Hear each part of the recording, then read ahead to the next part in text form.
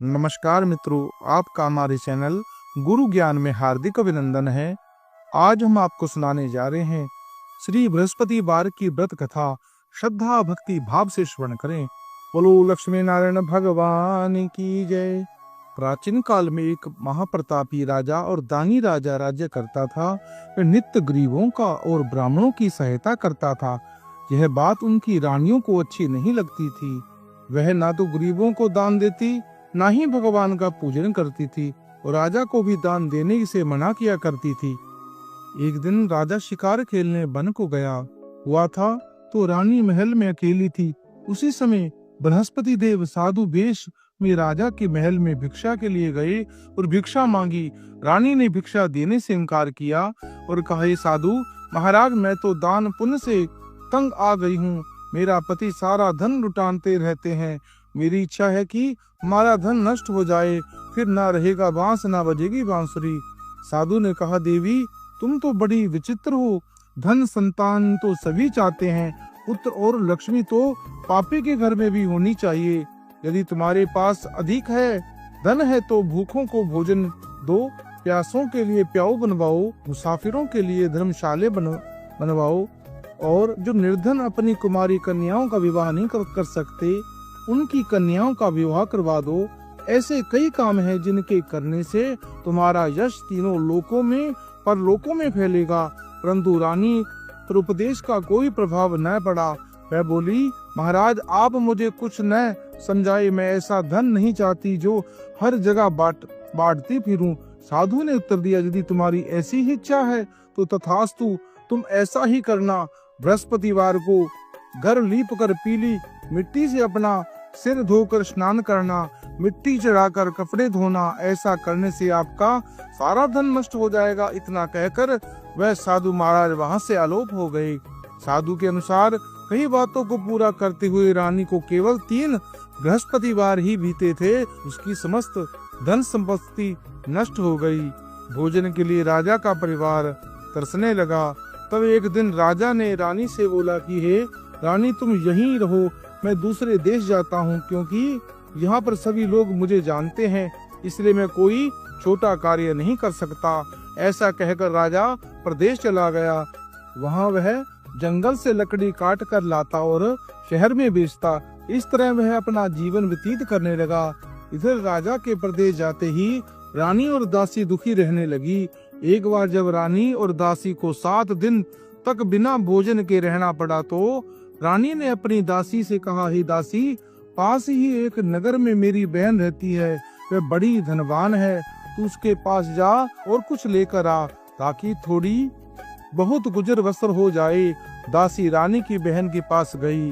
उस दिन वीरवार था और रानी की बहन उस समय बृहस्पतिवार की व्रत की कथा सुन रही थी। दासी ने रानी की बहन को अपनी रानी का संदेश दिया, लेकिन रानी की बड़ी बहन ने कोई उत्तर नहीं दिया। जब दासी को रानी की बड़ी बहन ने कोई उत्तर नहीं मिला तो वह बहुत दुखी हुई और उसे क्रोध भी आया। दासी ने वापस आकर रानी को सारी बात बता दी। सुनकर रानी ने अपने भाग्य को कोसा। उधर रानी की बड़ी बहन ने सोचा कि मेरी बड़ी बहन की दासी आई थी, परंतु मैं उससे नहीं बोली, इससे बहुत दुखी हुई होगी। कथा सुनकर पूजन समाप्त कर वह अपनी बहन के घर आई और कहने लगी, बहन, मैं बृहस्पतिवार का व्रत कर रही थी, तुम्हारी दासी मेरे घर आई थी, परंतु जब तक कथा होती है तब तक न उठना है और ना ही बोलना है, इसलिए मैं नहीं बोली। और कहो दासी क्यों गई थी? रानी बोली, बहन तुमसे क्या छिपाऊं, हमारे घर खाने तक को अनाज नहीं है। ऐसा कहते कहते रानी की आंखें भर आई।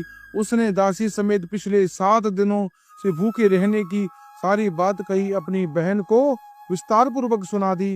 रानी की बहन बोली, देखो बहन, भगवान बृहस्पति देव सबकी मनोकामना पूर्ण करते हैं। देखो शायद तुम्हारे घर में अनाज रखा हो। पहले तो रानी को विश्वास नहीं हुआ, पर बहन के आग्रह करने पर उसने अपनी दासी को अंदर भेजा तो उसे सचमुच अनाज से भरा एक घड़ा मिल गया।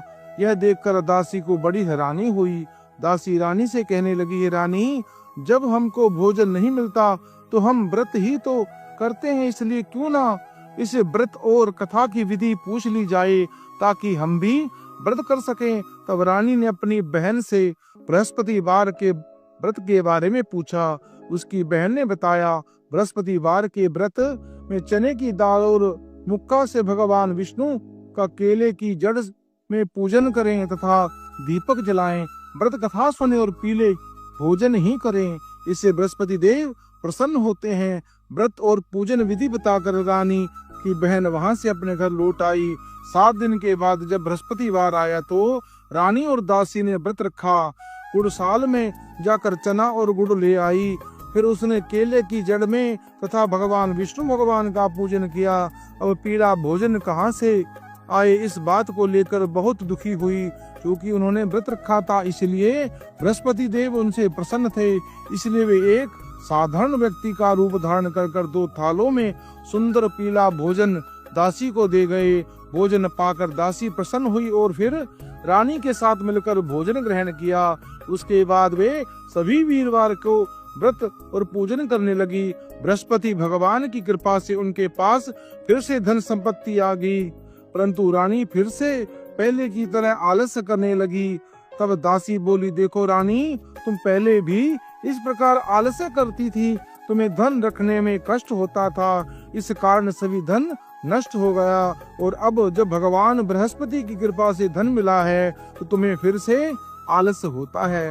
रानी को समझाते हुए दासी कहती है कि बड़ी मुसीबत के बाद हमने यह धन पाया है, इसलिए हमें दान पुण्य करना चाहिए, भूखे मनुष्य को भोजन कराना चाहिए और धन को शुभ कार्यों में खर्च करना चाहिए, जिससे तुम्हारे कुल का यश बढ़ेगा, स्वर्ग की प्राप्ति होगी, पितृ प्रसन्न होंगे। दासी की बात मानकर रानी अपना धन शुभ कार्यों में खर्च करने लगी, जिससे पूरे नगर में उसका यश फैला। बृहस्पतिवार के व्रत के बाद श्रद्धा के साथ आरती करनी चाहिए। उसके बाद प्रसाद बांटकर उसे ग्रहण करना चाहिए। एक दिन राजा दुखी होकर जंगल में एक पेड़ के नीचे आसन जमाकर बैठ गया। वहां अपनी दशा को याद कर व्याकुल होने लगा। बृहस्पतिवार का दिन था। एकाएक उसने देखा कि निर्जन वन में एक साधु प्रकट हुआ है। वह साधु वेश में स्वयं बृहस्पति देवता थे। लकड़हारे के सामने आकर बोले, लकड़हारे, इस सुनसान जंगल में तू चिंता मगन क्यों बैठा है? लकड़हारे ने दोनों हाथ जोड़कर प्रणाम किया और उत्तर दिया, महात्मा जी, आप सब जानते हैं मैं क्या कहूँ। यह कहकर रोने लगा और साधु को अपनी आत्मकथा सुनाई। महात्मा जी ने कहा, तुम्हारी स्त्री ने बृहस्पतिवार के दिन बृहस्पति भगवान का निरादर किया था, इसके कारण रुष्ट होकर उन्होंने तुम्हारी यह दशा कर दी है। अब तुम चिंता को दूर कर मेरे कहने पर चलो तो तुम्हारे सब कष्ट दूर हो जाएंगे और भगवान पहले से भी अधिक संपत्ति देंगे। तुम बृहस्पति के दिन कथा किया करो। 2 पैसे के चने मुक्का लाकर उसका प्रसाद बनाओ और शुद्ध जल से लोटे में शक्कर मिलाकर अमृत तैयार करो। कथा के पश्चात अपने सारे परिवार और सुनने वाले प्रेमियों को अमृत व प्रसाद बांटकर आप भी ग्रहण करो। ऐसा करने से भगवान तुम्हारी सब मनोकामनाएं पूरी करेंगे। साधु के ऐसे वचन सुनकर लकड़हारा बोला, हे प्रभु, मुझे लकड़ी बेचकर जितना पैसा नहीं मिलता जिससे भोजन के उपरांत कुछ बचा सकूं, मैंने रात्रि में अपनी स्त्री को व्याकुल देखा था। मेरे पास तो कुछ भी नहीं है जिससे मैं उसकी खबर मांग सकूं। साधु ने कहा, हे लकड़हारे, तुम किसी बात की चिंता मत करो। बृहस्पति के दिन तुम रोजाना की तरह लकड़ियां लेकर शहर जाओ। तुमको रोज से दुगना धन प्राप्त होगा, जिससे तुम भली भांति भोजन कर लोगे तथा बृहस्पति देव की पूजा का सामान भी आ जाएगा। इतना कहकर साधु अंतर ध्यान हो गए। धीरे धीरे समय व्यतीत होने पर फिर वही बृहस्पतिवार दिन आया। लकड़हारा जंगल से लकड़ी काट कर किसी शहर में बेचने गया। उसे उस दिन और दिन से भी अधिक पैसा प्राप्त हुआ। राजा ने चना गुड़ आदि लाकर गुरुवार का व्रत किया। उस दिन से उसके सभी क्लेश दूर हो गए। परंतु जब वह दोबारा गुरुवार का दिन आया तो बृहस्पतिवार का व्रत करना भूल गया। इस कारण बृहस्पति देव भगवान नाराज हो गए। उस दिन उस नगर के राजा ने विशाल यज्ञ का आयोजन किया तथा शहर में यह घोषणा कर दी कि कोई भी मनुष्य अपने घर में भोजन न बनाए न आग जलाए। समस्त जनता मेरे यहाँ भोजन करने आवे। इस आज्ञा को जो नहीं मानेगा उसे फांसी की सजा दी जाएगी। इस तरह की घोषणा संपूर्ण नगर में करवा दी थी। राजा की आज्ञा के अनुसार शहर के सभी लोग भोजन करने गए, लेकिन लकड़हारा कुछ देर से वहां पहुंचा, इसलिए राजा ने उसको अपने साथ घर ले आए और ले जाकर भोजन करा रहे थे तो रानी की दृष्टि उस खूंटी पर पड़ी जिसका उसका हार लटका हुआ था। वह वहां पर दिखाई नहीं दिया। रानी ने निश्चय किया कि मेरा हार इस मनुष्य ने चुरा लिया है। उसी समय सिपाहियों को बुलाकर उसको कारागार में डलवा दिया। जब लकड़हारा कारागार में पड़ा गया और बहुत दुखी होकर विचार करने लगा कि जाने कौन से पूर्व जन्म के कर्म से मुझे यह दुख प्राप्त हुआ, और साधु को याद करने लगा जो जंगल में मिला था। उसी समय तत्काल बृहस्पति देव साधु के रूप में प्रकट हुए। उसकी दशा को देखकर कहने लगे, अरे मूर्ख, तूने बृहस्पति देव की कथा नहीं करी, इसी कारण तुझे दुख प्राप्त हुआ। अब चिंता मत कर, बृहस्पतिवार के दिन कारागार के दरवाजे पर 4 पेड़े पड़े मिलेंगे। इससे तू बृहस्पति देव की पूजा करना, तेरे सभी कष्ट दूर हो जाएंगे। बृहस्पतिवार के दिन उसे 4 पैसे मिले। लकड़हारे ने कथा कही। उसी रात्रि को बृहस्पति देव ने सुनगर के राजा को स्वप्न में कहा, राजन, तुमने जिस आदमी को कारागार में डाल दिया है वह निर्दोष है, वह राजा उसे छोड़ देना। रानी का हार उसी खूंटी पर लटका मिलेगा। अगर तू ऐसा नहीं करेगा तो मैं तेरे राज्य को नष्ट कर दूंगा। इस तरह रात्रि के स्वप्न को देखकर राजा प्रातः काल उठा, खूंटी पर हार देखकर लकड़हारे को बुलाकर क्षमा मांगी तथा लकड़हारे को योग्य सुंदर व आभूषण वस्त्र देकर विदा किया। बृहस्पति देव की आज्ञा के अनुसार लकड़हारा अपने नगर को चल दिया। राजा जब अपने नगर के निकट पहुंचा तो उसे बड़ा आश्चर्य हुआ। नगर में पहले से भी अधिक बाग, तालाब, कुएं तथा बहुत सी धर्मशालाएं, मंदिर आदि बन गए हैं। राजा ने पूछा, यह किसका बाग है और धर्मशाला है? तब नगर के सब लोग कहने लगे कि यह सब रानी और बांदी के हैं। तो राजा को आश्चर्य हुआ और गुस्सा भी आया। जब रानी ने यह खबर सुनी कि राजा आ रहे हैं तो उन्होंने बांदी से कहा, दासी, देख, राजा हमको कितनी बुरी हालत में छोड़ गया था। हमारी ऐसी हालत देखकर वह लौट ना जाए, इसलिए तू दरवाजे पर खड़ी हो जा। आज्ञा के अनुसार दासी दरवाजे पर खड़ी हो गई। राजा आया तो उन्हें अपने साथ लिवा लाई। तब राजा ने क्रोध कर अपनी रानी से पूछा, यह धन तुम्हें किससे प्राप्त हुआ है? तब उन्होंने कहा, हमें यह सब धन बृहस्पति देव के इस व्रत के प्रभाव से प्राप्त हुआ। राजा ने निश्चय किया कि 7 रोज के बाद जो सभी बृहस्पति देव का पूजन करेंगे, परंतु मैं प्रतिदिन में 3 बार कहानी तथा रोज व्रत किया करूंगा। अब इस समय राजा ने दुपट्टे में चने की दाल बांधी रहती है तथा 3 दिन बार वह कहानी सुनता है। एक रोज राजा ने विचार किया कि चलो अपनी बहन के यहाँ हो आवे। इस तरह निश्चय कर राजा घोड़े पर सवार होकर अपनी बहन के यहाँ चलने लगा। मार्ग में उसने देखा कि कुछ आदमी एक मुर्दे को लिए जा रहे हैं। उन्हें देखकर राजा कहने लगा, अरे भाइयों, मेरी बृहस्पति देव की कथा सुन लो। वे बोले, हमारा तो आदमी मर गया, इसको अपनी कथा की पड़ी है। परंतु कुछ आदमी बोले, अच्छा है, हम तुम्हारी कथा भी सुनेंगे। राजा ने दाल निकाली और जब कथा आधी हुई तो मुर्दा हिलने लगा, और जब कथा समाप्त हो गई तो राम राम कर मनुष्य उठकर खड़ा हो गया। आगे मार्ग पर उसे एक किसान खेत में हल चलाता मिला। राजा ने उसे देखकर उससे बोले, अरे भैया, तू मेरी बृहस्पतिवार की कथा सुन ले। किसान बोला, जब तक मैं तेरी कथा सुनूंगा तब तक 4 हराए जोत लूंगा। जा अपनी कथा किसी और को सुना। इस तरह राजा आगे चलने लगा। राजा के हटते ही बैल पहाड़ खाकर गिर पड़ा। तब किसान के बेटे पेट में बड़ी जोर से दर्द हुआ। उस समय उसकी माँ रोटी लेकर आई थी। उसने जब देखा कि उसका पुत्र से सब हाल पूछा और बेटे ने सभी हाल कह सुनाया, तो बुढ़िया दौड़ी दौड़ी उस घुड़सवार के पास आई। उससे बोली कि मैं तेरी कथा सुनूंगी, तू अपनी कथा मेरे खेत में चलकर ही कहना। राजा ने बुढ़िया के खेत में जाकर कथा कही। इसके सुनते ही वह बैल उठ खड़ा हुआ।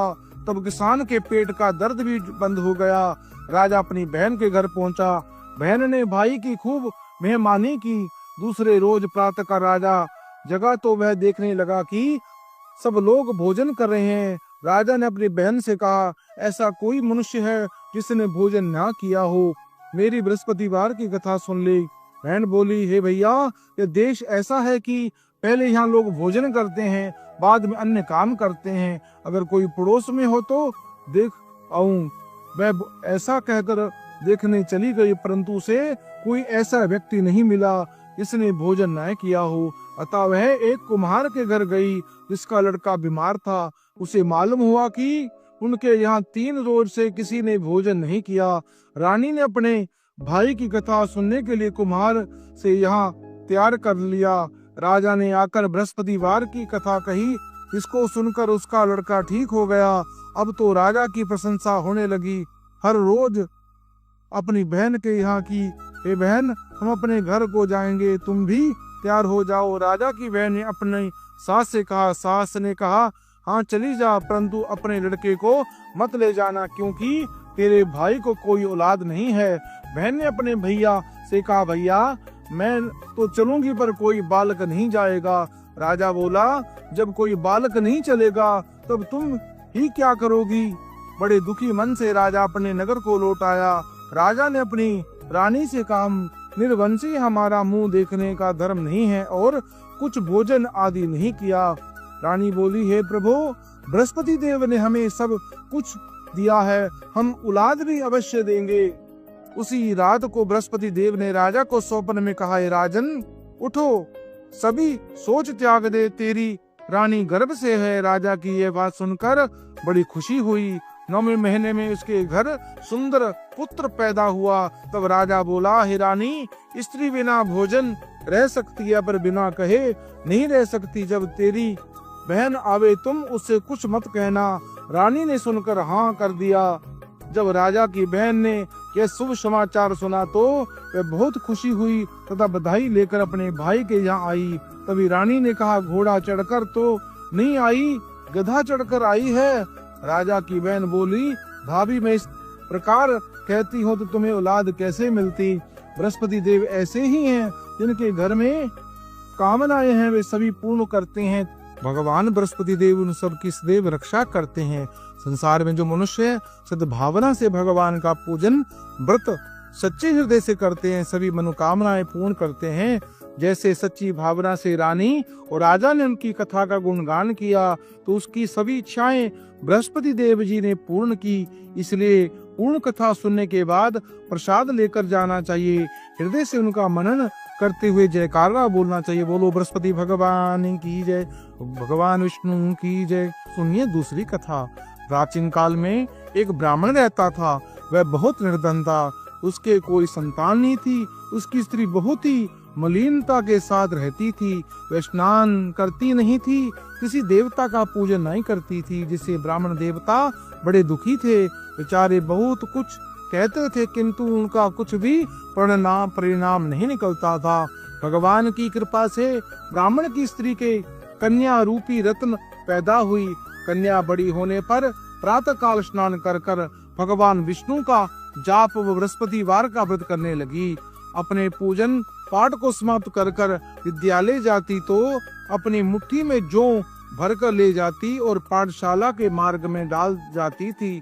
तब जो स्वर्ण के हो जाते, लौटते समय उसे बीन कर वह घर ले आती। एक दिन वह बालिका सूप में उस सोने के जौ को काट कर साफ कर रही थी कि उसके पिता ने देख लिया और कहा, ए बेटी, सोने के जौ के लिए सोने का सूप होना चाहिए। दूसरे दिन बृहस्पतिवार था। इस कन्या ने व्रत रखा और बृहस्पति देव से प्रार्थना कर कर कहा, मैंने आपकी पूजा सच्चे मन से की है, मेरे लिए सोने का सूप दें। बृहस्पतिवार ने से उनकी प्रार्थना स्वीकार कर ली। रोजाना की तरह वह कन्या जौ फैलाती हुई जाने लगी। जब लौटकर जो वो करती तो बृहस्पति देव की कृपा से सोने का सूप मिला। उसे घर ले आई, जिससे जौ साफ करने लगी तो परंतु उसकी माँ का वही ढंग रहा। एक दिन की बात है, वह कन्या सूप के सोप जो साफ कर रही थी। उस समय उस शहर का राजा का पुत्र वहां होकर निकला। इस कन्या के रूप और कार्य को देखकर मोहित हो गया तथा उसने अपने घर आकर भोजन तथा जल का त्याग कर उदास होकर लेट गया। राजा की इस बात का पता लगा तो वह प्रधानमंत्री के साथ उसके पास गया और बोला, हे बेटा, तुम्हें किस बात का कष्ट है? किसी ने अपमान किया है अथवा और कारण है? सो कहो, मैं वही कार्य करूंगा जिससे तुम्हें प्रसन्नता होगी। अपने पिता के राजकुमार की बातें सुनी तो वह बोला, मुझे आपकी कृपा से किसी बात का दुख नहीं है। किसी ने मेरा अपमान नहीं किया, परंतु मैं उस लड़की से विवाह करना चाहता हूँ जो सोने के सूप में जो साफ कर रही थी। यह सुनकर राजा आश्चर्य में पड़ गया और बोला, हे बेटा, इस तरह की कन्या का पता तुम ही लगाओ, मैं तुम्हें तेरा साथ विवाह करवा दूंगा। राजकुमार उस लड़की के घर का पता लगाया। तब मंत्री उस लड़की के घर गया और ब्राह्मण देवता को सभी हाल बताया। ब्राह्मण देवता राजकुमार के साथ अपनी कन्या का विवाह करने के लिए तैयार हो गया तथा विधि विधान के अनुसार ब्राह्मण की कन्या का विवाह राजकुमार के साथ हो गया। कन्या के घर से जाते ही पहले की भांति ब्राह्मण देवता के घर में गरीबी का निवास हो गया। तो भोजन के लिए भी अन्न बड़ी मुश्किल से मिलता था।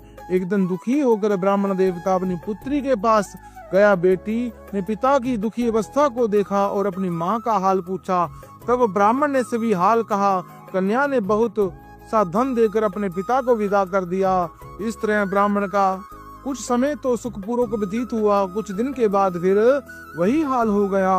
ब्राह्मण फिर अपनी कन्या के साथ गया और सारा हाल कहा तो लड़की बोली, हे पिताजी, आप माता को यह लिवा लाओ, मैं उस विधि को बता दूंगी जिससे गरीबी दूर हो जाती है। वह ब्राह्मण देवता अपनी स्त्री को लेकर वहां पहुंचा तो अपनी माँ को समझाने लगी, हे माँ, तुम प्रातः काल प्रथम स्नान आदि कर कर भगवान विष्णु भगवान का पूजन करो तो सब दरिद्रता दूर हो जाएगी। परंतु उसकी माँ ने एक भी बात नहीं मानी और प्रातः काल उठकर अपनी पुत्री की बातों को झूठन को खा लिया। उसकी पुत्री को बहुत गुस्सा आया। एक दिन कोठरी में सभी सामान निकाल दिया और अपनी माँ को उसमें बंद कर दिया। प्रातः काल उसे निकाला तथा स्नान आदि कराकर पाठ करवाया तो उसकी माँ की बुद्धि ठीक हो गई और फिर वह प्रत्येक बृहस्पतिवार को व्रत रखने लगी। इस व्रत के प्रभाव से उसके माँ बाप बहुत ही धनवान हो गए, पुत्रवान हो गए और बृहस्पति के प्रभाव से इस लोक में सुख भोग कर स्वर्ग को प्राप्त हुआ। सब लोग बोलो भगवान विष्णु की जय, बोलो बृहस्पति भगवान की जय। मित्रों, इस पवित्र कथा को आप अपने इष्ट मित्रों को शेयर करें, पुण्य के भागी बने। हमारे चैनल को सब्सक्राइब करें, लाइक करें और कमेंट बॉक्स में तो बृहस्पति देव भगवान की जय, लक्ष्मी नारायण भगवान की जय।